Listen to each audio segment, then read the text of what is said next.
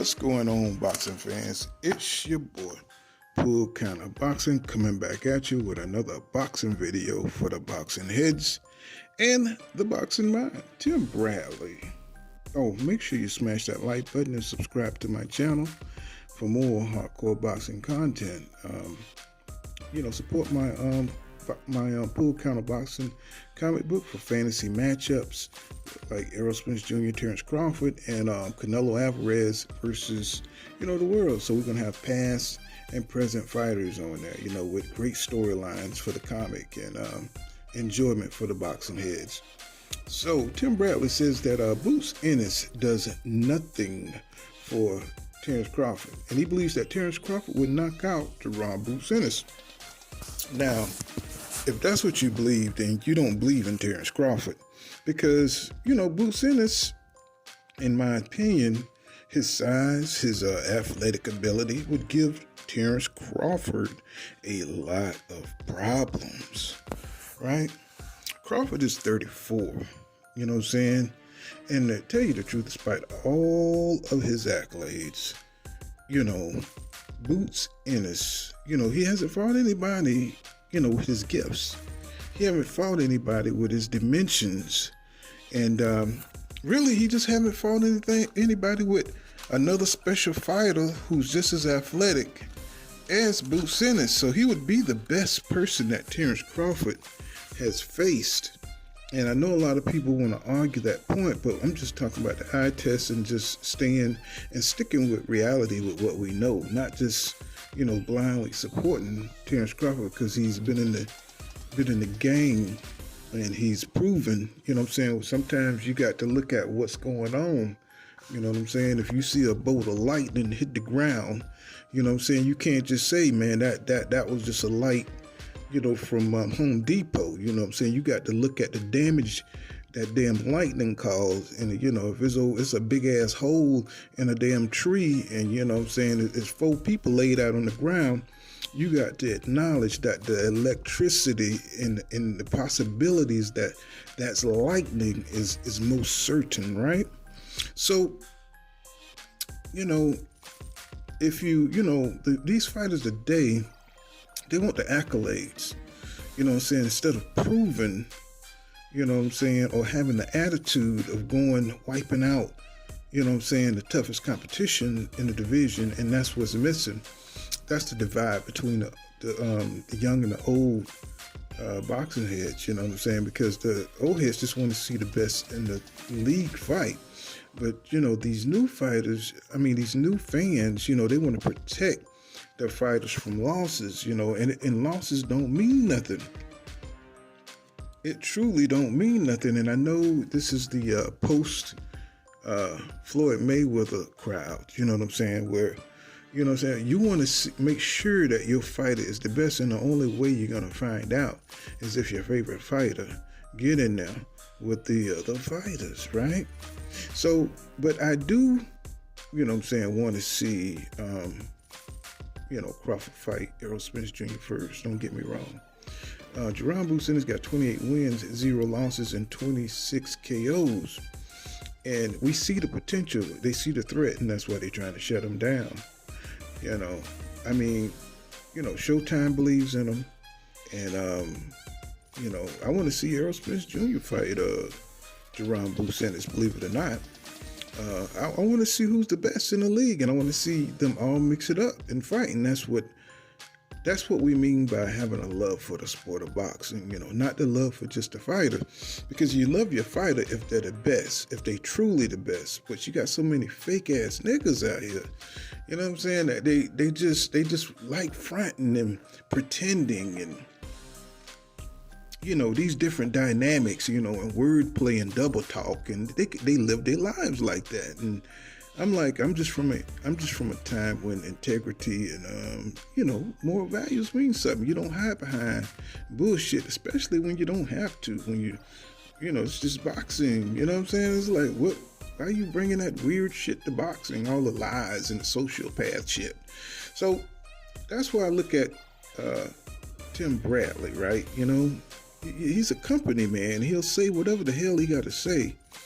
you know what I'm saying, to protect, or, you know what I'm saying, to cap, you know what I'm saying, for Top Rank. You know, he's just happy to have a job, to be wearing a suit and getting, you know what I'm saying, a good salary, you know what I'm saying? So, you know, he's going to tap dance, he's going to make it do what it do.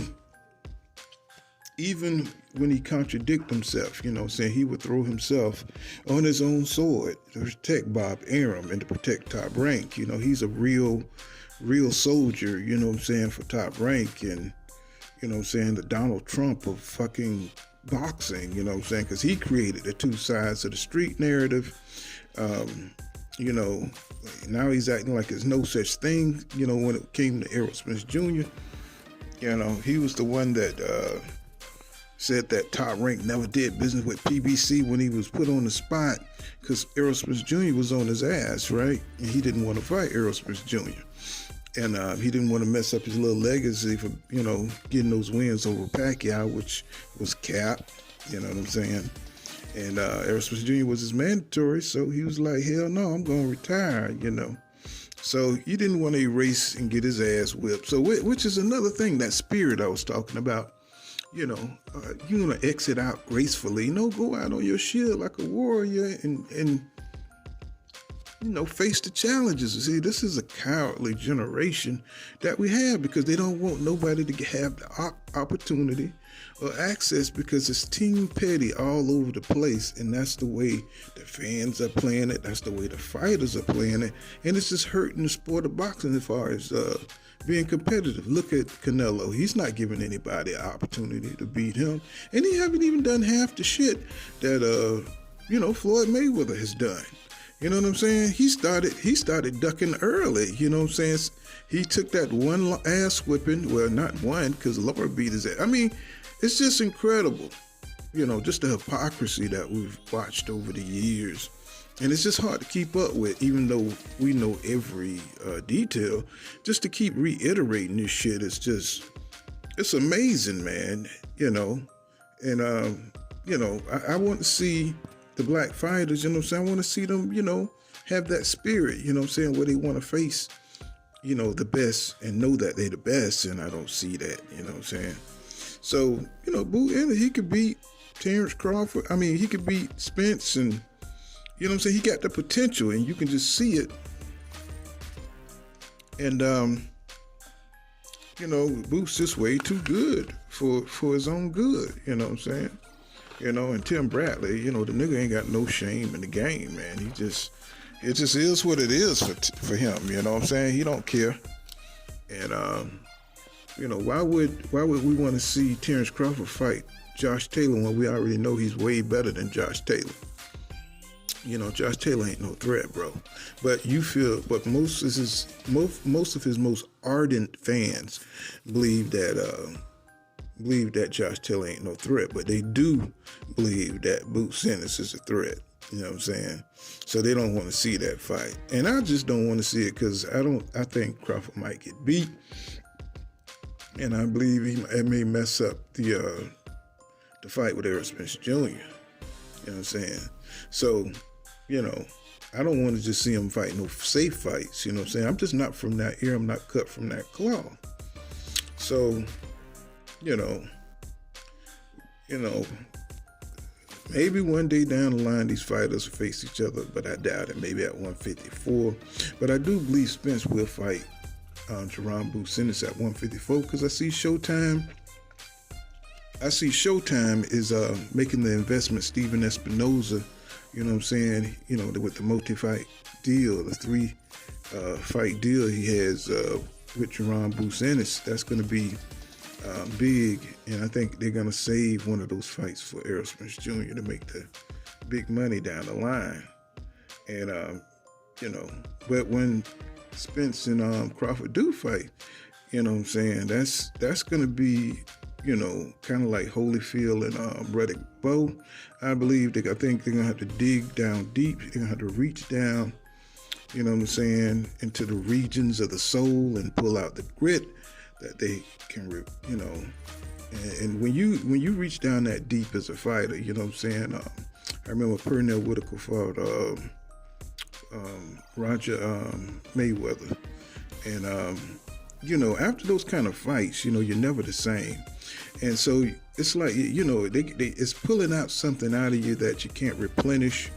And the energy and your vitality is never the same once you go through those kind of battles.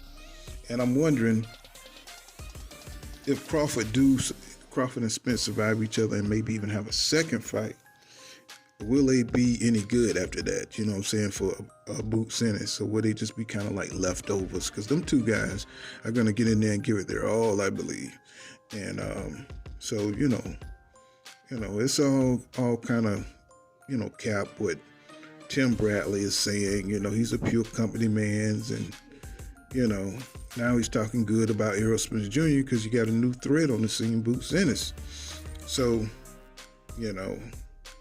when Spence was coming up, he didn't want to smoke. So this is something we see in boxing, over and over here lately. You can always tell that the killer, when the next badass gunslinger coming to the saloon, right?